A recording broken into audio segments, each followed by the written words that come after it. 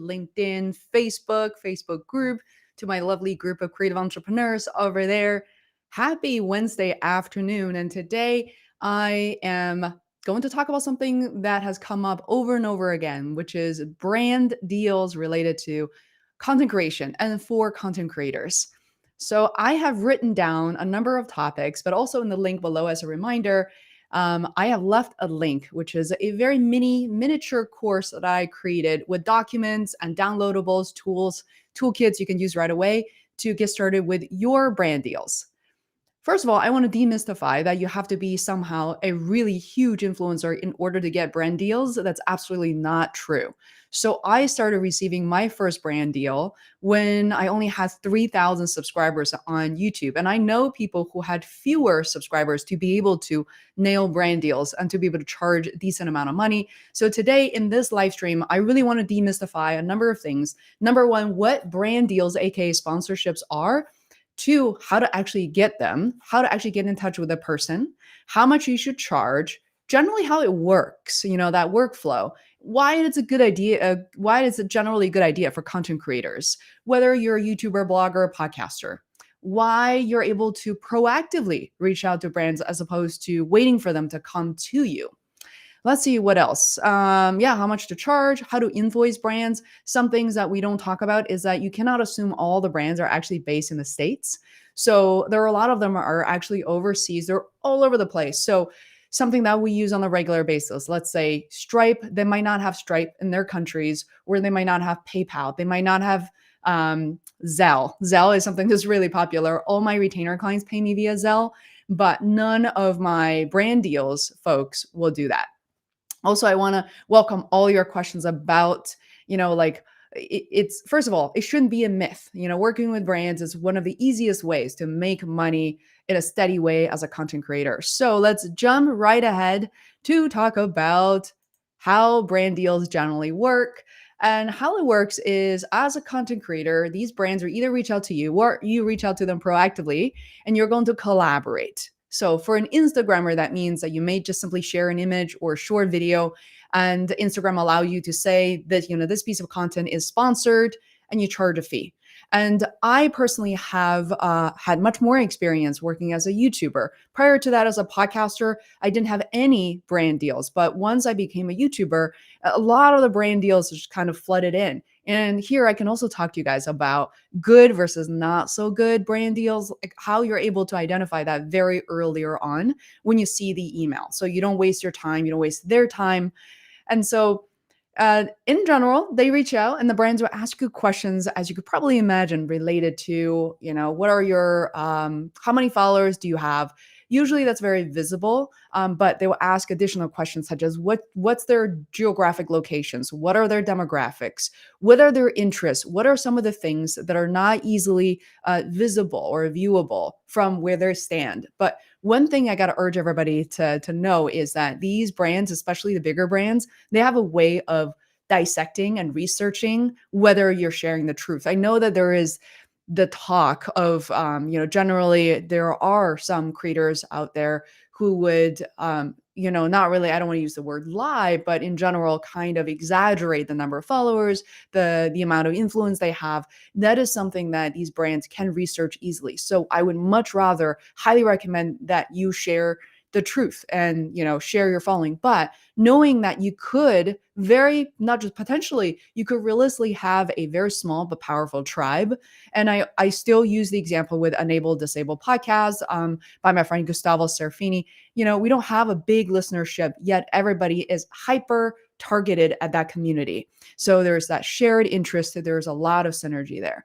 That's something to keep in mind. Now, that's how it works. You will share your numbers and you'll hear these things called, there are brand toolkits, there are media kits. So you can actually find that about my channel as well. If you go to feisworld.com today, you will see that there is how we work together. And then under work with me, you will see that there's one called Media Kit, where I share a lot more insights. By the way, if you're a content creator, you can choose to not use a cookie cutter type of media kit. You can provide the brand as much information as you're comfortable sharing. You really don't have to follow a format. So for instance, for me, I consider like, what does the brand really wants to see and know? So I share my traffic on my YouTube channel. For instance, again, you don't have to be a YouTuber. I share my traffic. I share all the data that YouTube provides me with. And also I kind of voice over that too, to share them even more than, what the YouTube analytics is telling me, because I get comments, I get emails. So I really know what my tribe looks like, which are primarily content creators. And they're also virtual assistants assisting creators to do what they do best. And then from there, you sign a contract and you also have to commit to a delivery timeline. So even though even these brands sometimes may not ask you to commit to the exact date and time, but you want to let them know, hey, typically I deliver in 2 weeks, 4 weeks. You have to think realistically about how you work out a video, a post, and just let them know. So next is, why are brand deals really a good idea for content creators? So the reason is that if we only rely on ads, whether that's, Google ads, YouTube ads in general, or only rely on, let's even say, our courses, digital or physical products, those are, individual streams of income. What I have learned in my experience is that brand deals are uh, also not steady incomes. I have signed retainer deals with brands, which means I'm working with them on a regular basis every single month. I deliver 3 to 5 videos, and I'll be working with them for entire year or 6 months. But it's also the case that a lot of the brands start with just a single video, then they might transition into a serial series of videos, which could be really helpful. But that are, those are really, really good income streams, and also helps you to begin to establish that relationship with a brand. And that could be really new for a lot of us. Okay, next I want to talk about how to attract the right brand deals in your niche. The reason is, you obviously don't want to proactively reach out to 10, 20, 100 people and hear cricket and nobody's replying to you, or somebody says, I'm not, interested. This doesn't feel like it's a right fit. You're lucky if those people will reply to you. Chances are that they will not if they feel like you're not the right fit. So remember, a couple of things really matters. Yes, you matter as a creator because they're putting you in front of their brand, whether you're doing a tutorial, whether you're showcasing, any, a particular product. But also know that your audience really matters. Your audience is ultimately who they're trying to get in touch with and sell to. So your audience has to have some sort of, similarity compared to the targeted audience that they're going after, even though they don't overlap completely. And so for me, I have been creating a lot of tutorials for Zoom, live stream specifically. I use Restream, which is how you're watching this, and a lot of podcasting tools, Podcastle, for instance. Also, I've worked with personal finance companies, and there's a pretty big variety of people and brands I've worked with, but ultimately they're really targeting my audience. So if your channel is very broad, you are targeting, if your answer to your audience is, yep, all the women I target, all women entrepreneurs, that may be too broad, especially if you're a small channel. Instead, really nail down and get down to exactly who you're after. And brands love to know more about that before they decide to work with you. And another area is, you may be thinking, I really kind of don't know, Faye. I just don't know exactly who would be the right fit in terms of choosing a brand I want to work with. And so I would urge you to look at the brands you're already using. When I say brands, I'm not just thinking about, I don't know, like TJ Maxx or clothing brands. I mean, obviously you're a fashion blogger, that makes sense. But it could also be the software you're using, any products in your life that you absolutely love. Look for parallels and similarities between that and the content you're creating. So for me, for instance, I'm really into technology, and I'm all about technology that is there to serve creators. The simpler, the better, the more reliable, the better. So, when I look at podcasting software, for instance, I'm not really going after the Adobe suite. I'm not going after, Logic X, like the most sophisticated toolkits. Instead, I'm going after, Podcastle, Descript. Those are really easy to use software for my audience who don't have, necessarily a huge budget to hire people, a ton of virtual assistants to help them. So from within the software, you can further narrow it down, but pay attention to the ones that you already are using. So some of the software that I really love are, TubeBuddy. I love using TubeBuddy is for YouTube analytics and helping you kind of plan, ideate the next topics. I love using Sendable, which is a social media platform. So look at the things that you're already using and be proactive about reaching out to those brands instead of just waiting for them to reach out to you. Next is about, okay, now the brands have responded. They reach out to you or directly where they say, you know what, that's interesting. That's interesting, Faye. Let's explore what you got for me.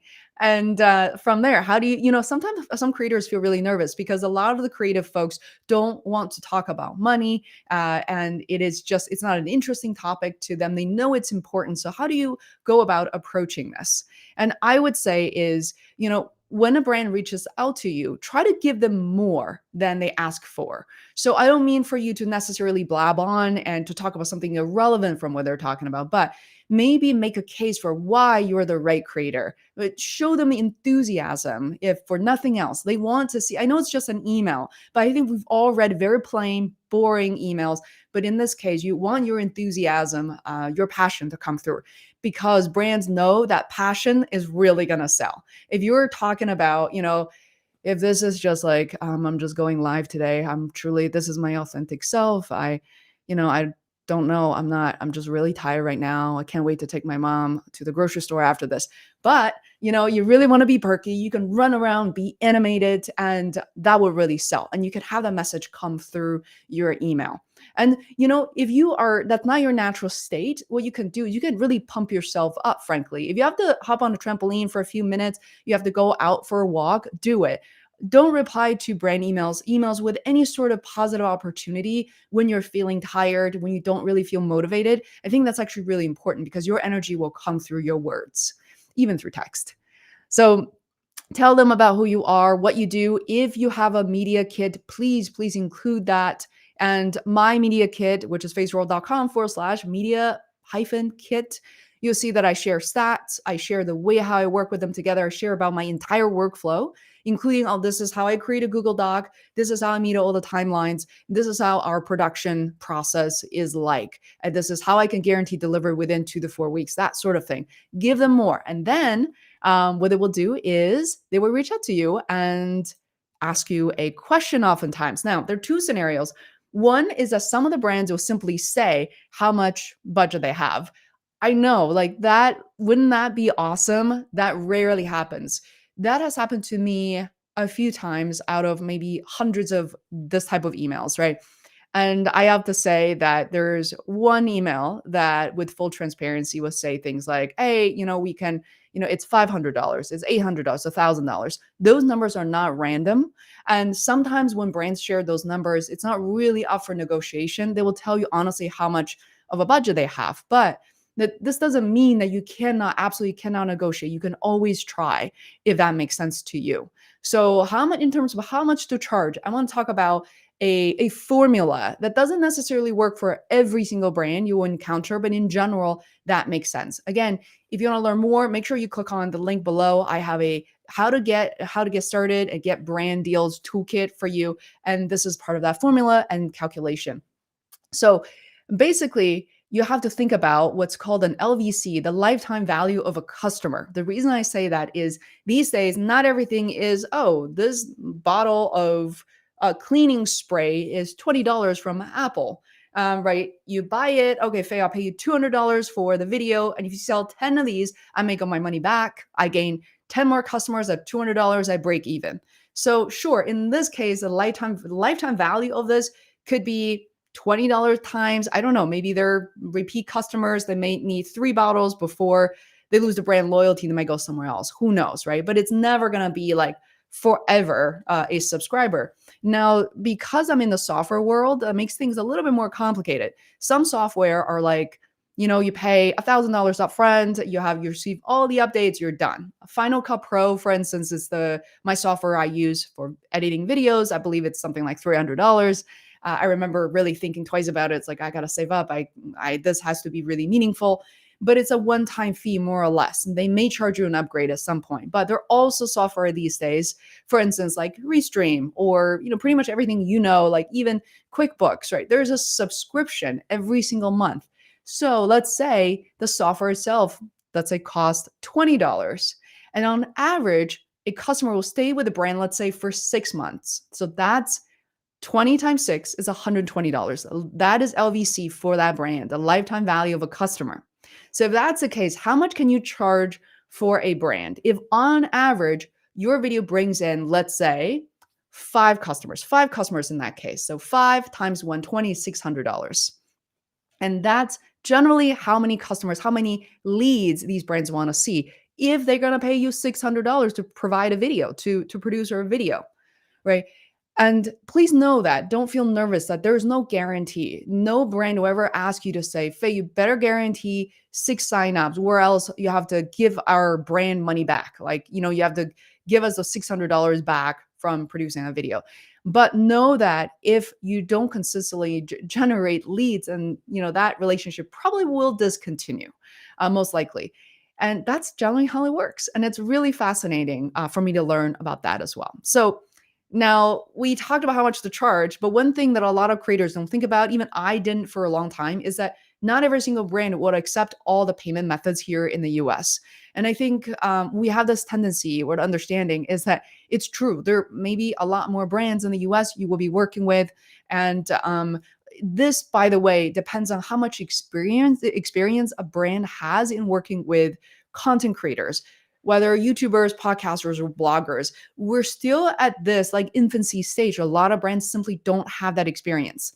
When I say that, I mean they've never done it, or they just hired a team. That team is very new in working with and approaching YouTubers. When they say, I don't know how much, that I should really, I should charge, they might not have additional information for you because they haven't done it before. But you will both learn, the brand as well as you as a content creator. You will learn from that relationship. But knowing that, invoicing may not be as trivial as it is, or as if you work full time right now, that's one thing. Everything's taken care of.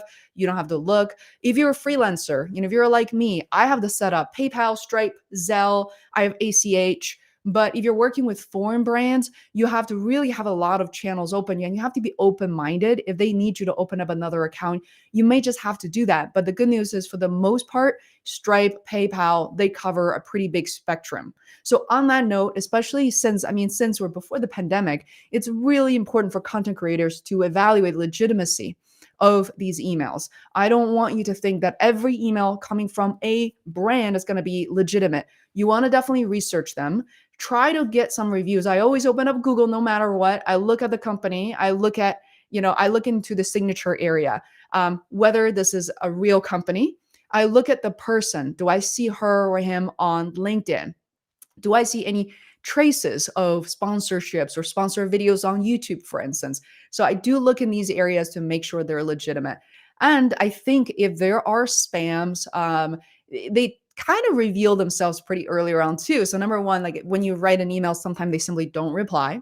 Or they come back and say, I want you to buy our products for this with this 20% discount. You have to pay a certain amount of money before you can become an influencer for us. Those are very alarming. That's not how brand deals typically work. So if you can only work with them, only if you choose to purchase products, I would say just ditch those deals altogether, and be a little careful with money transfers, right? I think we all know the drill in terms of, what we don't always know who to trust, but it's important to pay attention that if they say certain things, make sure you research. And when I charge for these brand deals, sponsored videos, I always make sure, like at least my preference, to charge upfront. And I think I really love when brands pay on time, and they're very proactive at following up with you. Those are really good signs. And those are the brands that you want to continue a relationship with into the future. Next, I want to say that how to make an offer that brands cannot refuse. So you may be thinking, Faye, that sounds like a lot of work. If you are talking about, $300, $500 for a video, up to, let's say, $1,000, It still sounds like a lot of work. It is. You may have an editor you have to pay for. You may find ways to have to market the videos to your own audience. It is time, effort, and money. So something that I like to do is that I always offer brands upfront about things that we can do better. Also, I offer them usually a series of videos. They might not say yes upfront, but they know that, wait, if I test one video out with Faye, I really like her video, like her content creation style, and I enjoy that the process is seamless, right? She delivered on time. Then they will reconsider the serial content that you've laid out for them, even during the first email. They will revisit that and come back to you to say, hey, remember the second, third, fourth idea that you listed? We would like to explore that, right? And then you sign a new contract and you process that pretty easily. Serial content never loses in this context of things. And also it shows the brands that you're thinking ahead of time and you're a pro at your game. So last but not least, follow up is really key. We send a lot of emails all day, every day, but I highly recommend that you have a mechanism, whether you have a VA who can double check and keep your inbox clean and clear and make sure you respond to all the brand deals, you respond to all the follow ups, especially when they're ready to close the deal. But I personally use something called Superhuman. If you need an invite, feel free to let me know. Drop me an email. It has a really great mechanism, not just Superhuman. Same thing with what is it called? There are certain software that you can actually research and Google very easily. So it has built-in mechanism for them to remind you if an email does not have a response from you just yet. So those are little things that actually goes a long way of helping you secure more and better brand deals. So make sure to follow up either on your own or with a VA. For me, when it comes to brand deals, I always want to make sure that I'm the one to respond to them, because it's really important that not only it's my voice, it's an active conversation. I want them to know that I'm always actively engaged. So if you have any other questions related to brand deals, please let me know. I am really eager to talk about this. I truly believe that as a content creator, we must build, it's not an option, we must build multiple revenue streams. In fact, I have a video coming up very soon on my YouTube channel to conclude my entire year of my revenue coming straight from YouTube. I'm really excited about that piece of content, frankly. And so one thing that I was really surprised about was my YouTube ad revenue, which I thought was much lower than last year should be. I was surprised that it was close to $20,000 just from YouTube ads alone. And this is way before all the brand deals working with various brands. Also, when you think about multiple revenue streams, when you work with different brands, and guess what? There's not a single revenue stream. Those are already built in multiple revenue streams, and those are amazing. And so with that said, that's it, guys. And I'll see you tomorrow at the exact same time at 3 p.m. Eastern Standard Time or noon PST. And love to this community. Remember to keep on creating. Leave me any comments, questions. I'll make sure to follow up. That's it. All right. I will see you tomorrow.